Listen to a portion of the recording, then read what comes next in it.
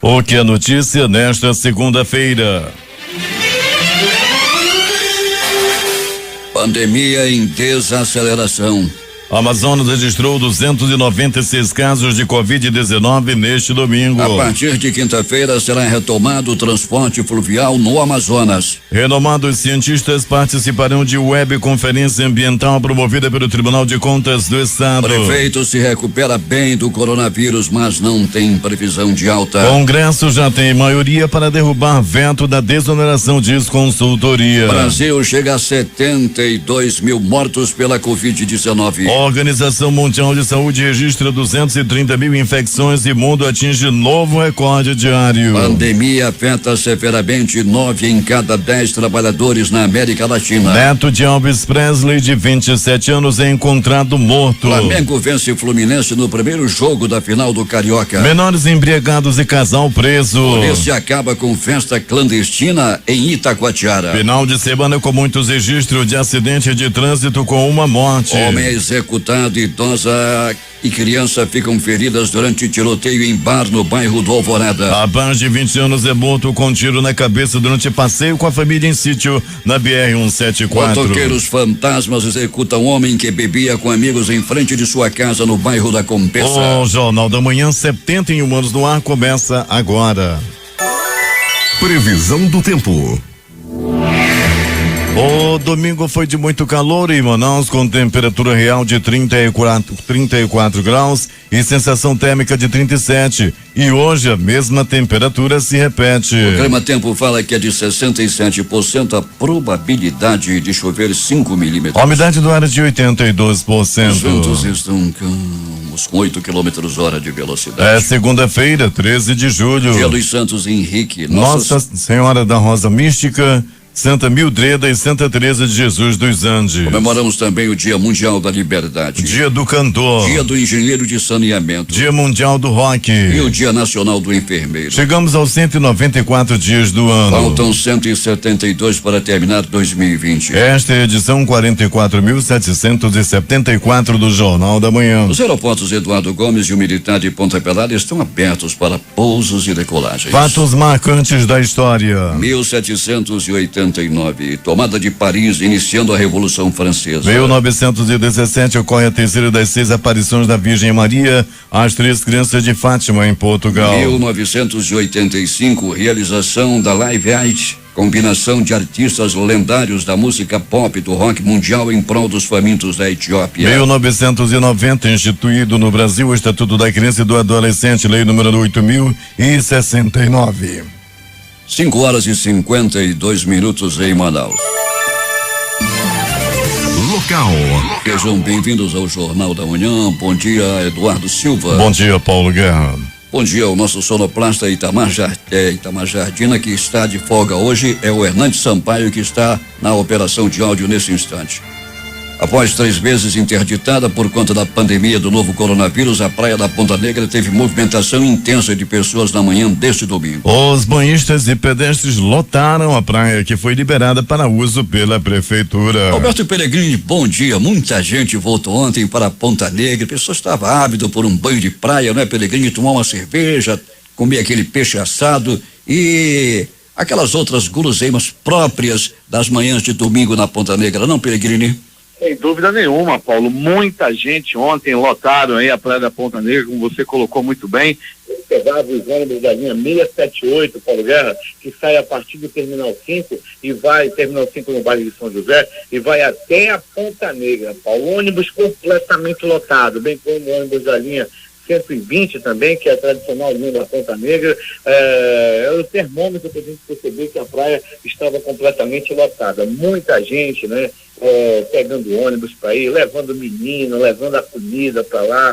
O que a praia mais é a macarronada, cara. A macarronada é aquele macarrão de salsicha. Muita gente indo para a praia, já levando a própria comida, o próprio almoço. Foi realmente, Paulo Guerra, uma grande movimentação ontem na Praia da Ponta Negra. Mas não faltou o frango com farofa, não é, Peregrini? Ah, não, esse daí já é tradicional, Paulo Guerra, né? E aquela, na hora que é servido, né? O mais esperto pega o melhor pedaço. Bobeou, ficou mais um pouquinho na praia, vai ficar com o pé, a cabeça e o pescoço. Muita gente bebendo também, não é, Alberto?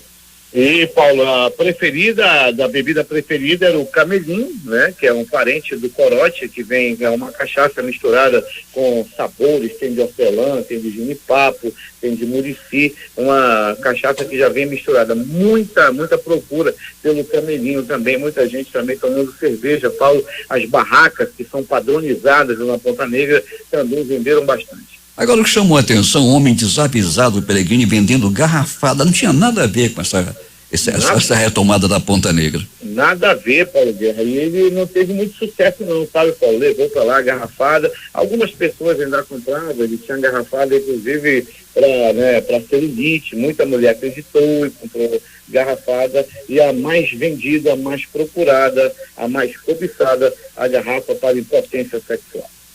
Peregrini, um rapaz de 20 anos, foi morto de forma misteriosa. Foi com a família para um sítio na BR-174. De repente, ele se afastou e foi ao sítio do lado. E, de repente, apareceu morto, né, Peregrini? De repente apareceu morto. Tá um mistério, um rapaz de boa índole, sem passagens pela polícia, estava com a família passeando, né?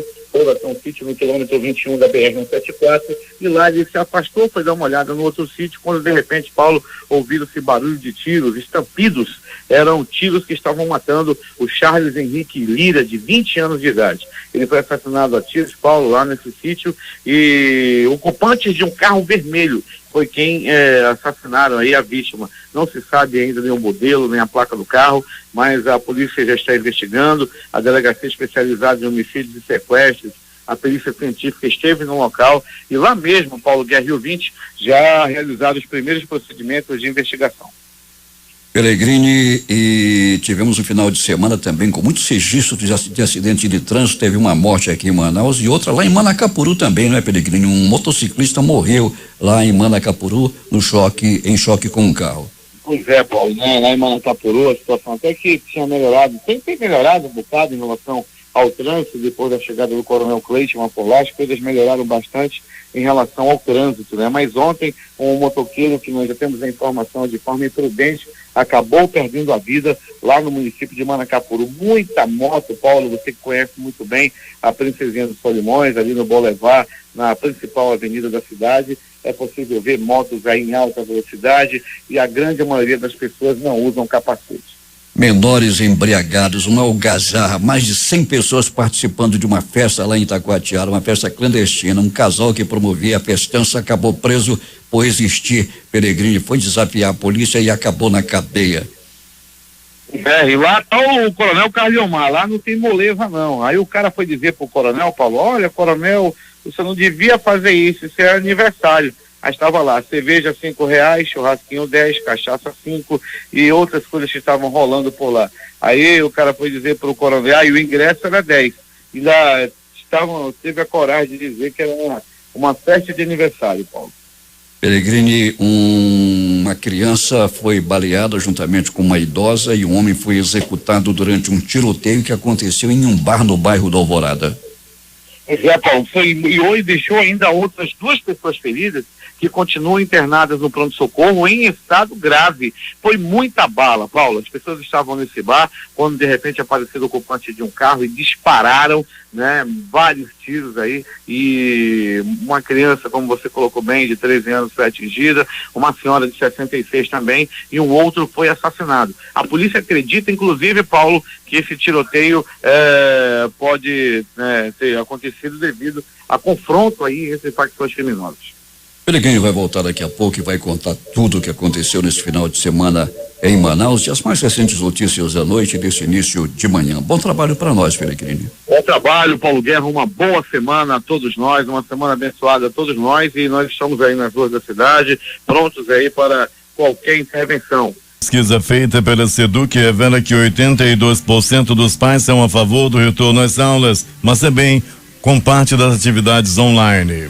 Uma pesquisa feita pela Secretaria de Educação e Desporto do Amazonas, SEDUC, apontou que 82% dos pais ou responsáveis são a favor do retorno híbrido, que mescla aulas online e presenciais. A opção completamente presencial foi votada por 17,75%. Ao todo, 82.500 pessoas em todo o Amazonas responderam aos questionários online da pesquisa, que tem índice de confiança de 95%, de acordo com o Departamento de Estatística da SEDUC. As aulas presenciais das redes estadual e municipal de ensino estão suspensas desde março deste ano em razão da pandemia do novo coronavírus. De acordo com os dados, dos 82%, 43,90% votaram na forma híbrida em 2 grupos, que consiste em metade de cada turma assistir às aulas em dias alternados e nos dias em que não tiverem que ir às escolas,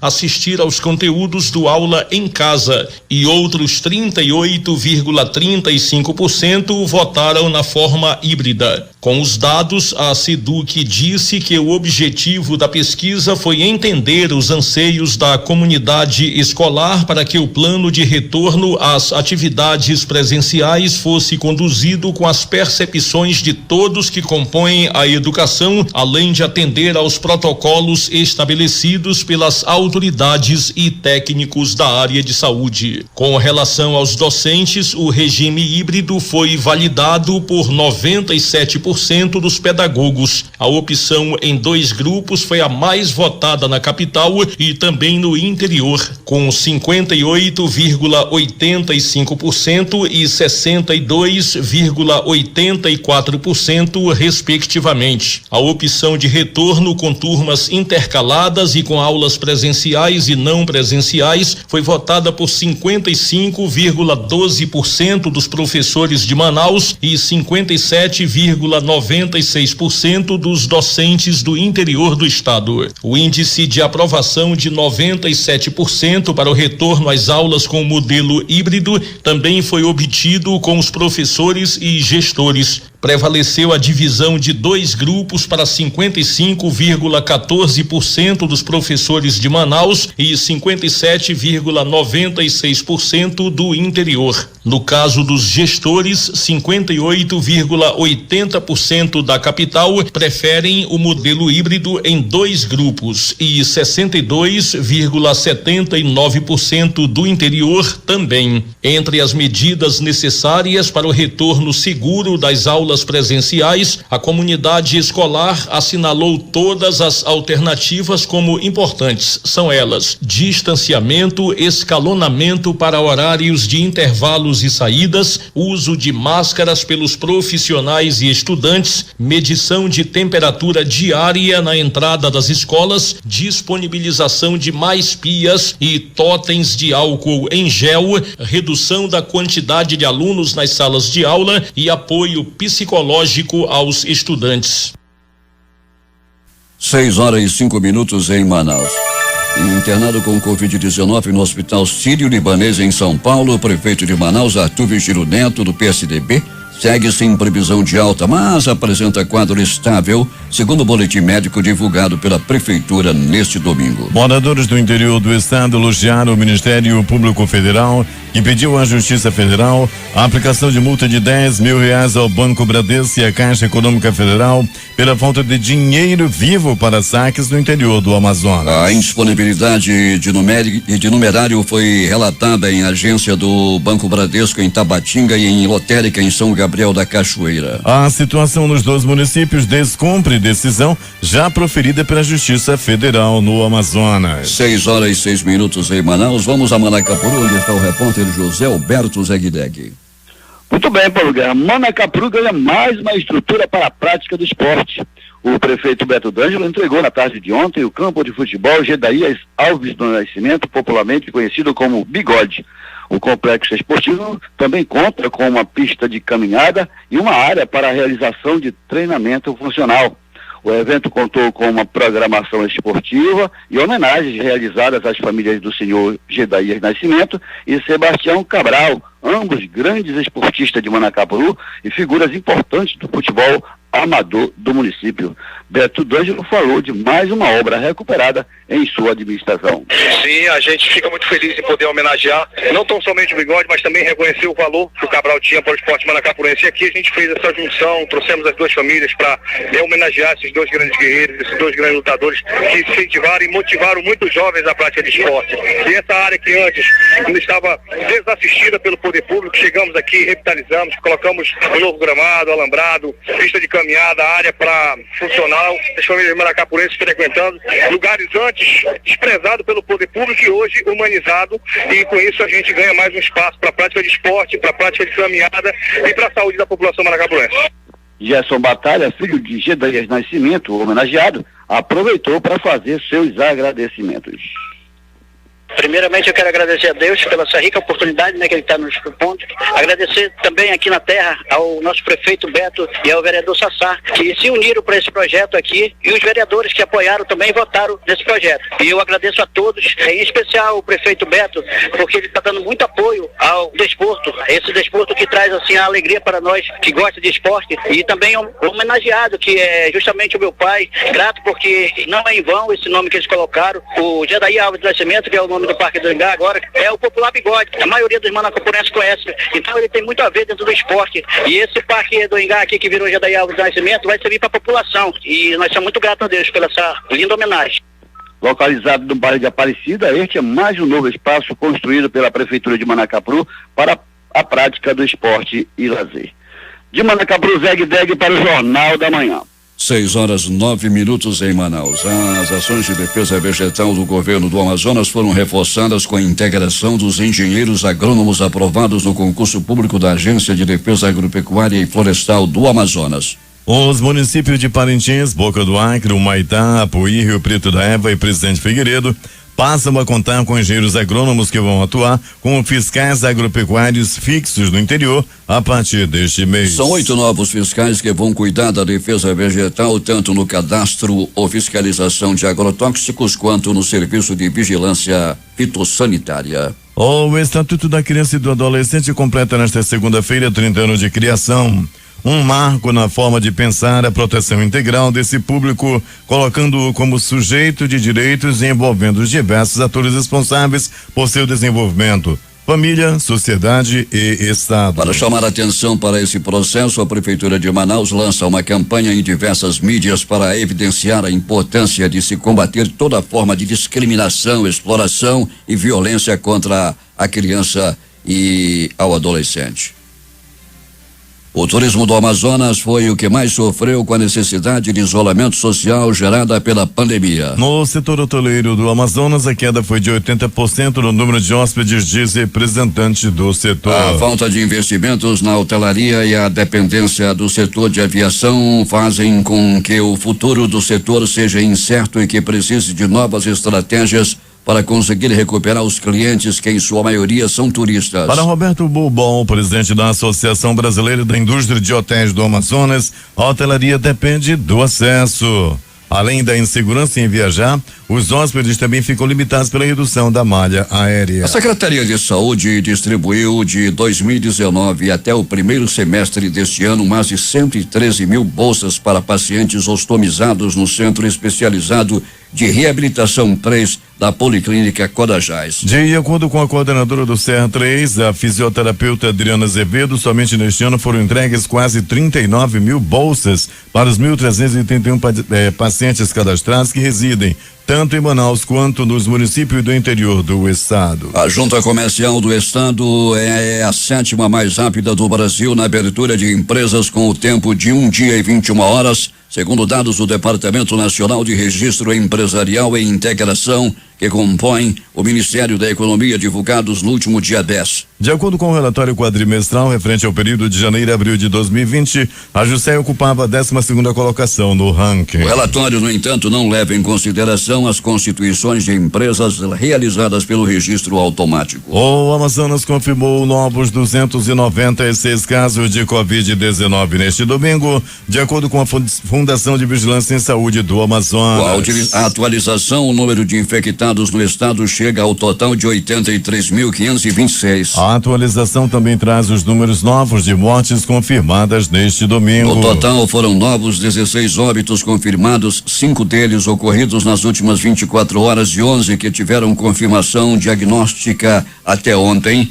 elevando para 3.039 o total de mortes. Quase 1 bilhão de pessoas queriam um emprego em maio, mas não conseguiram por causa da pandemia do novo coronavírus. Os dados são do Instituto Brasileiro de Geografia e Estatística, IBGE, e se referem apenas ao Amazonas. Resultados foram obtidos por meio da Pesquisa Nacional por Amostra de Domicílios, a PNAD contínua, que pela primeira vez foi realizada por telefone. Cerca de 983 mil pessoas mostraram interesse em conseguir um emprego em maio, mas não obtiveram êxito aqui no estado. O governo do Amazonas determinou a retomada do serviço de transporte rodoviário intermunicipal de passageiros no Amazonas a partir da próxima quinta-feira, dia 16. A medida tem como base a eficácia das ações adotadas pelo governo e os indicadores técnicos com tendência positiva na capital relacionados à contenção dos casos de Covid-19. A fiscalização dos serviços ficará sob a responsabilidade da Agência Reguladora de Serviços Públicos Delegados e Contratados do Amazonas, a ACEPAM. O distanciamento social, a adesão aos procedimentos de higiene pessoal e a limitação da capacidade de passageiros em 40% para ferry-boats e navios motores e em 60% para lanchas rápidas são algumas das iniciativas adotadas para garantir que a liberação gradual das atividades econômicas ocorra sem prejuízo à segurança da população. Elas incluem ainda a demarcação de assentos, distanciamento de 2 metros entre redes e uso de máscara por todos ao adentrar as embarcações e veículos rodoviários e durante toda a viagem. Passageiros ou tripulantes que apresentarem sintomas suspeitos durante a viagem deverão desembarcar no porto municipal mais próximo para que haja garantia de atendimento médico adequado. Realizada pelo Tribunal de Contas do Amazonas, a webconferência Desmatamentos e Queimadas na Amazônia, que acontece na próxima sexta-feira, promoverá uma discussão acadêmico-científica acerca do crescimento das queimadas e do desmatamento na região amazônica. Para isso, ilustres estudiosos doutores da área ambiental foram convidados para palestrar e fomentar o debate ao tema. A discussão que estamos promovendo busca não somente o debate de ideias, mas também a associação do que vem sendo estudado e comprovado pela ciência nos últimos anos, disse o presidente do Tribunal de Contas do Estado, conselheiro Mário de Mello. As questões serão debatidas por conferencistas renomados do Brasil e do mundo que poderão de forma técnica compartilhar seus estudos. É o caso do presidente do Comitê Nacional Geosfera e Biosfera Program, o Carlos Nobre, que será um dos palestrantes do evento. O cientista brasileiro é graduado em um dos mais renovados cursos de engenharia no Brasil, o Instituto Tecnológico da Aeronáutica, e PhD em meteorologia no Massachusetts Institute of Technology, o MIT. Carlos Nobre foi pesquisador do Instituto Nacional de Pesquisas Espaciais por vários anos. Polícia. Durante uma festa clandestina, um casal foi preso por corrupção de menores, descumprimento de um decreto estadual que proíbe eventos com mais de 100 pessoas, desacato e resistência à prisão no município de Itacoatiara. Uma quantia de R$8.592,30 em dinheiro, um bloco de notas com comandas e um celular foram apreendidos no momento das prisões que aconteceram em uma casa no bairro de São Cristóvão. Além disso, 13 adolescentes foram encontrados no local visivelmente bêbados. O dono da casa, um homem de 40 anos, foi chamado para depor, mas segundo a polícia, ele teria se recusado e por isso recebeu voz de prisão. Ele resistiu e foi necessário o uso de força moderada para levá-lo até a delegacia. A polícia disse ainda que a mulher dele, da mesma idade, ao tentar impedir a prisão do marido, teria agredido um dos policiais e também acabou na cadeia. Alberto Pellegrini, o que mais aconteceu no final de semana na cidade? Muito bem, Paulo Guerra e ouvintes do Jornal da Manhã. Vou falar de festa também, Paulo Guerra. Um aniversário acabou na faca lá no bairro de Novo Israel. Chateado por não ter sido convidado para uma festa de aniversário, um homem conhecido apenas como Baré, safado ordinário, Baré, com outros 3 comparsas, invadiram uma casa e o Baré acabou sendo esfaqueado pelo dono da residência. O fato aconteceu na rua 15 de março, no bairro Novo Israel. O autor da facada, o dono da casa, o seu Antônio Erlon de Oliveira, de 20 anos, foi preso ainda na manhã de domingo. A família de Antônio estava realizando uma festa de aniversário que começou, né, na noite de sábado e se estendendo aí até a madrugada. Baré e mais 3 comparsas visivelmente drogados, emacunhados, cheirados, começaram a depedrar tudo, invadiram a casa e começaram a quebrar tudo.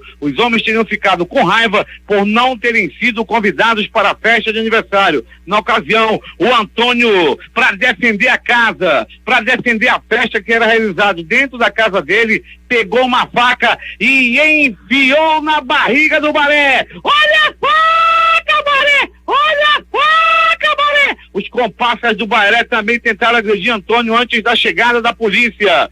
Segundo a madrinha de Antônio, a Dona Maria Rosinete, o fato foi em legítima defesa. Todo mundo que estava lá viu que foi legítima defesa. O muro da casa foi quebrado, o quintal foi totalmente destruído, muitas coisas da casa foram destruídas. O Baré foi levado para o serviço de atendimento no Galileia e depois foi transferido para o pronto-socorro Platão Araújo. O Baré está entre a vida e a morte. É possível que ele faça a passagem ainda no dia de hoje. Baré ordinário, Baré querendo fazer bagunça. Pegou-lhe uma facada no meio da barriga. Toma, Baré! Vai fazer graça na casa dos outros para ver o que acontece. Tá aí, Baré. O Baré está mais pra lá do que pra cá. Baré tá que nem a torcida do Fluminense, comemorando porque perdeu de pouco. E mais, Paulo Guerra e ouvintes do Jornal da Manhã, ainda de polícia. Um jovem identificado como Lucas Gonçalves, de 22 anos, foi baleado na noite de domingo no bairro Nossa Senhora de Fátima, na área da Cidade Nova. É invasão. Lá, de acordo com informações preliminares, a vítima estava no local quando foi surpreendida por 2 homens em uma moto. Ele estava tomando uma e chegou a polícia, chegou esse bandido e meteu-lhe a bala. Ele foi levado ao pronto-socorro e também, Paulo Guerra e ouvintes do Jornal da Manhã, corre sério risco de fazer a passagem. A situação dele não é fácil, depois de ter o bucho furado na ponta de uma faca. Ele foi levado e continua internado. Um jovem conhecido também na área onde mora, lá na área do Platão Araújo, Paulo Guerra e ouvinte do Jornal da Manhã, ele deu entrada no Platão Araújo. O Lucas Gonçalves, de 22 anos, foi baleado também nesse domingo, Paulo Guerra. Ele também foi levado ao pronto-socorro Platão Araújo. E mais de polícia, Paulo Guerra e ouvintes do Jornal da Manhã, um homem deu entrada no pronto-socorro Platão Araújo, vítima de agressão física. Ele levou um golpe de chave de fenda na barriga, bastante ferido, perdendo sangue. Ele dava entrada no Platão Araújo, onde foi muito bem atendido.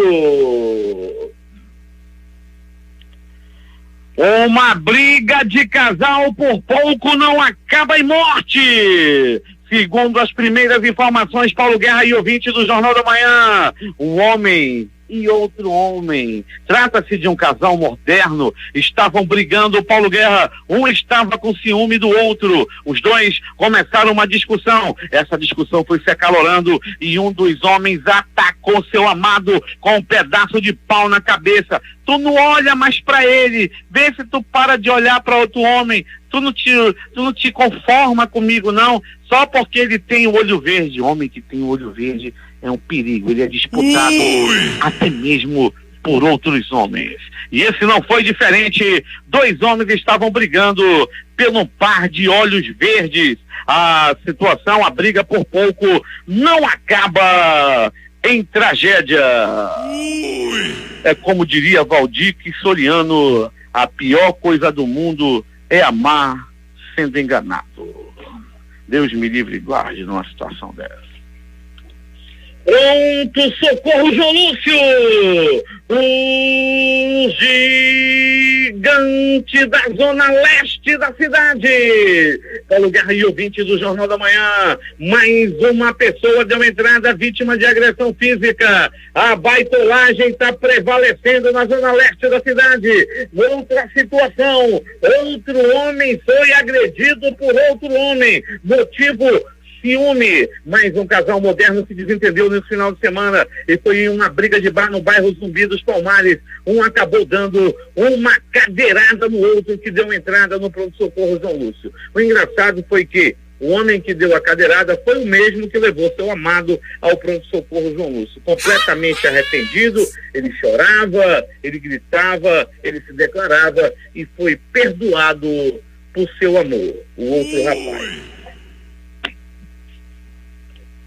Nada contra, absolutamente nada contra, mas estamos apenas relatando os fatos. E mais, Paulo Guerra e ouvintes do Jornal da Manhã, vítima de atropelamento. Um homem deu entrada vítima de atropelamento no pronto-socorro João Lúcio. Ele foi barbaramente atropelado por um carro modelo Chevette. Isso aconteceu na área do bairro Ouro Verde, lá perto do churrasquinho do cara de Kombi. O homem foi atropelado e levado ao pronto-socorro João Lúcio, onde permanece internado, mas não é dessa vez que ele vai fazer a passagem, não é dessa vez que ele vai desta para pior.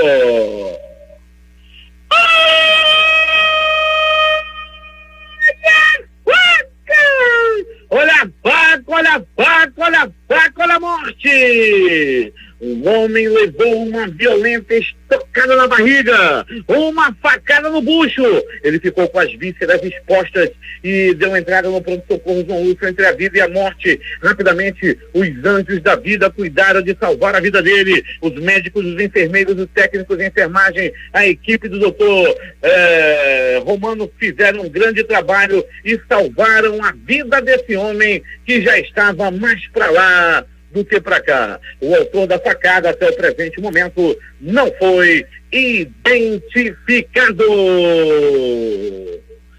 Triângulo amoroso por pouco não acaba em morte em Manacapuru. Paulo Guerra e ouvintes do Jornal da Manhã, aconteceu lá na Feira da Liberdade. O peixeiro estava com a mulher do açougueiro. O peixeiro estava com a mulher do açougueiro na Feira da Liberdade. O peixeiro descobriu e com sua faca moladíssima, ele foi até a casa dele, onde chegava a informação de que ela estava com o açougueiro. As informações dão conta, Paulo Guerra, que por muito pouco o peixeiro não comete o assassinato. É que o açougueiro conseguiu, fugir ainda e conseguiu escapar da faca poderosa, da faca afiada do peixeiro, que estava completamente transtornado ao descobrir que sua amada estava nos braços de um açougueiro lá do município de Manacapuru. E as informações me foram passadas pelo Fonfon. O Fonfon ainda me disse hoje de madrugada: não, ia morrendo lá, estava nervoso o Fonfon. Me paga, meu negrinho. Assim me contava o Fonfon, lá da Feira da Liberdade, em Manacapuru. Fonfon puxa, que imagina se falar direito. Paga, meu negrinho. Ele passou a informação da facada que houve lá no município de Manacapuru. É agora as notícias do Instituto Médico Legal. Saiba agora quem foi para a pedra nas últimas horas na cidade. E atenção! Mistério. Um crime misterioso, uma morte a esclarecer, aconteceu no quilômetro 21, lá da BR-174, e tudo aconteceu assim. Era dia de ontem, domingo. Uma família preparou, se reuniu para dar uma volta no sítio, para dar uma volta na estrada. Família, pai, mãe, irmãos, todos estavam juntos. Paulo Guerra e ouvintes do Jornal da Manhã, todos foram para o quilômetro 21 da BR-174. Chegando lá, Paulo Guerra e ouvintes, a família começou a passear e um rapaz de 20 anos de idade, o Charles Henrique Lira, de 20 anos, começou a passear por lá, olhava para um sítio, olhava lá para o outro, quando de repente Paulo Guerra e ouvintes do Jornal da Manhã ouviram-se estumpidos, era bala, muita bala. Paulo Guerra, todos correram para ver do que se tratava. Daí, Paulo Guerra e ouvintes do Jornal da Manhã, o que aconteceu foi o pior. O rapaz estava baleado, o rapaz foi encontrado praticamente morto lá e ninguém sabe o motivo do crime.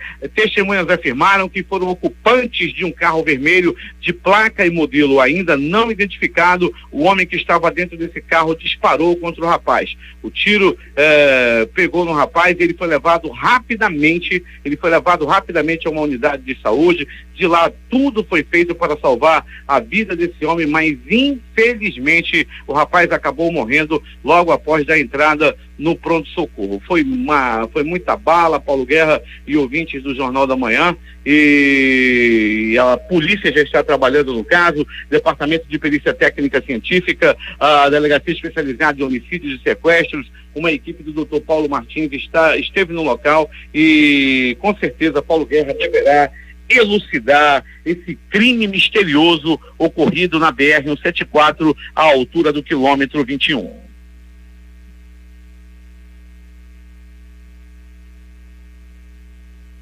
E mais, Paulo Guerra e ouvintes do Jornal da Manhã, morte no bairro da Compensa! Morte no bairro da Compensa! Fabrício Duarte foi assassinado quando bebia na frente da casa onde morava com um amigo. Ele estava feliz com mais uma vitória do Flamengo. Flamengo que ainda estava comemorando ainda a vitória do time dele que venceu ontem o Fluminense. Nesse momento, o Paulo Guerra, ele bebia com um amigo na frente da casa dele, quando de repente apareceu um cavalo do cão, uma moto modelo 125.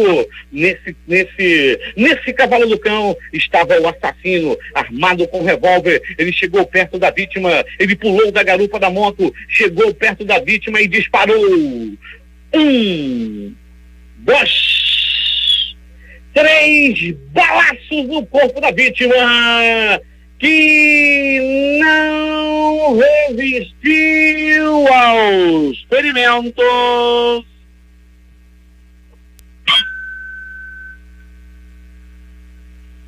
E morreu na bala, morreu no tiro, morreu com 3 bombons da morte na cabeça, lá no bairro da Compensa. Tiroteio, festival de bala, lá no bairro do Alvorada. Teve bala para novo, teve bala para velho, teve bala para idade média, muita bala lá no bairro do Alvorada. Charles Gomes Nunes, de 29 anos, foi brutalmente assassinado.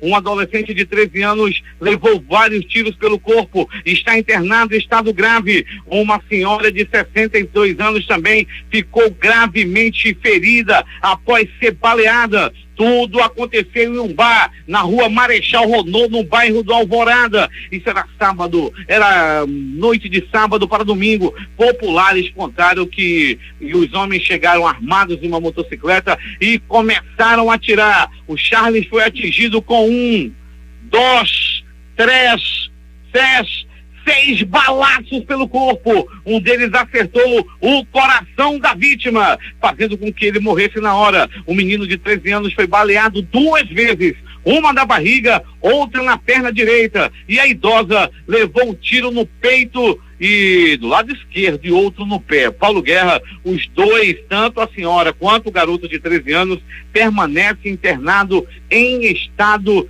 grave no pronto-socorro. Já o Charles já partiu desta para pior.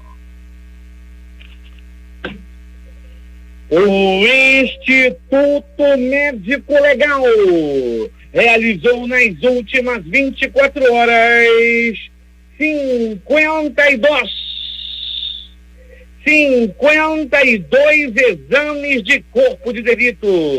E essas foram as notícias da noite e madrugada. E a última informação, Paulo Guerra, deu entrada no pronto-socorro agora há pouco, um homem de aproximadamente 70 anos de idade. Ele foi usar o comprimido da saliência. Ele foi tomar um comprimido azul para ter um melhor desempenho sexual. Daí, Paulo Guerra e ouvinte do Jornal da Manhã, o detalhe é que ele já tinha contratado uma operária do amor, uma garota que lhe fizesse feliz.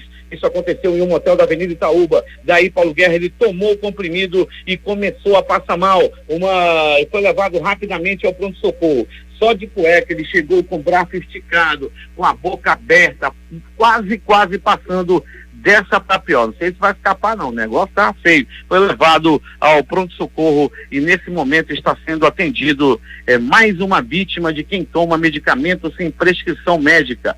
É muito perigoso o comprimido da saliência. É contigo, Paulo Guerra.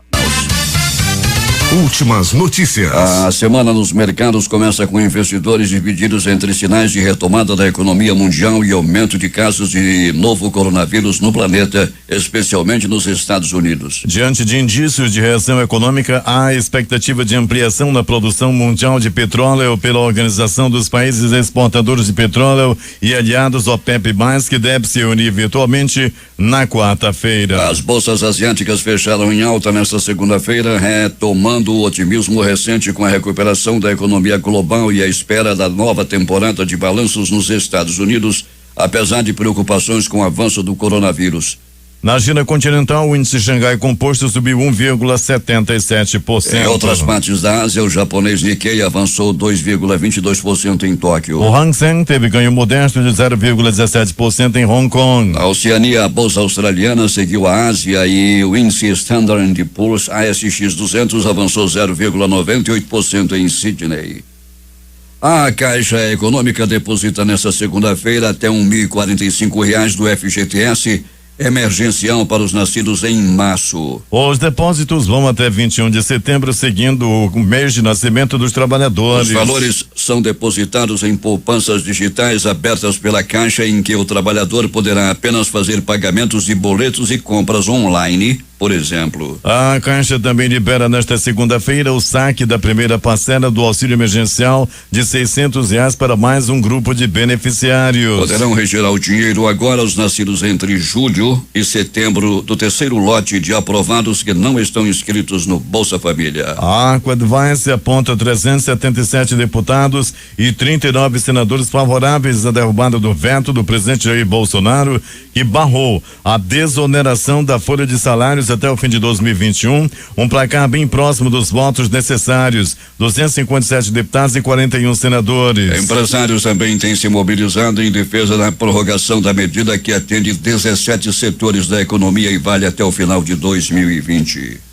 A médica oncologista e imunologista Anísia Yamaguchi, afastada pelo Hospital Israelita Albert Einstein após declaração sobre nazismo em uma entrevista à TV Brasil do governo federal, pediu desculpas por expressões outras e interpretações errôneas sobre assuntos sensíveis ao grande sofrimento judaico e afirma ser solidária à dor dessa ilustre comunidade como a maior das atrocidades de nossa história ocidental. Brasil tem média de 1.036 mortes por dia por coronavírus na última semana. 9 estados mais Distrito Federal tem alta de morte. País tem 72.151 mortes por coronavírus e 1.866.176 infectados. Um dos óbitos foi do ex-deputado federal Nelson Melrer, primeiro condenado pelo Supremo Tribunal Federal na Operação Lava Jato, que morreu aos 77 anos na manhã de ontem. Ele estava internado após testar positivo para a Covid-19. A Organização Mundial da Saúde registrou nesse domingo um recorde de casos globais do Covid-19. Em 24 horas foram 230.370 notificações. Os maiores aumentos foram registrados por Estados Unidos, Brasil, Índia e África do Sul, de acordo com o relatório diário da organização. As mortes permanecem estáveis em cerca de 5.000 por dia. A doença já matou mais de 560.000 pessoas em 7 meses.